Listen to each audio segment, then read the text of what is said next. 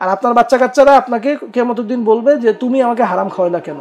কারণ রাসূলুল্লাহ সাল্লাল্লাহু আলাইহি ওয়াসাল্লাম বলেন যে শরীর হারাম অর্থে লালিত পালিত হয় সেটা জান্নাতে যাবে না। হইতেও পারে যে এইটা আমার সন্তানের উপর চলে আসবে, তুমি কেন আমাকে হারাম খাওয়াইলা। তো সে আপনাকে আসলে দায়বদ্ধ করবে যে তুমি কেন হারাম খাওয়াইছো। সে যতই বলবে যে আমি চাইছি তুই ভালো থাকিস, তুমি না, তুমি আমাকে কেন হারাম খাওয়াইলা, আমি তো ভালো থাকতে চাই নাই, আমি তো ওই সময় ভালো কয়েকদিনের জন্য রাখছো, এই যে আখিরাতে তুমি আমার ঝামেলার মধ্যে ফেলাইছো। এই কথা কিন্তু বলবে, এই ছেলেমেয়েরাই বলবে। বাবা আমাকে হারাম ইনকাম বন্ধ করতে হবে, গুরুত্বপূর্ণ 1 নম্বর। কেউ যদি বলেন যে আমি তো ভাই হারাম ইনকাম করি না, আমি হালাল ভাবেই আমার সচ্ছলতা আছে, সেক্ষেত্রে আপনি সহ আপনার সন্তানকে নিয়ে আপনাকে ঢাকা থেকে বেরোতে হবে। আপনাকে বিশেষ করে উত্তর অঞ্চলে যাইতে হবে। উত্তর অঞ্চলে যদি আপনি যান, আমি একটা পরিবারকে দেখলাম, এরা নদীর ধারে একটা বাঁধ দিয়ে একটা পানির ক্যানেল করা আছে, এটার পাশে একটা পরিবার থাকে।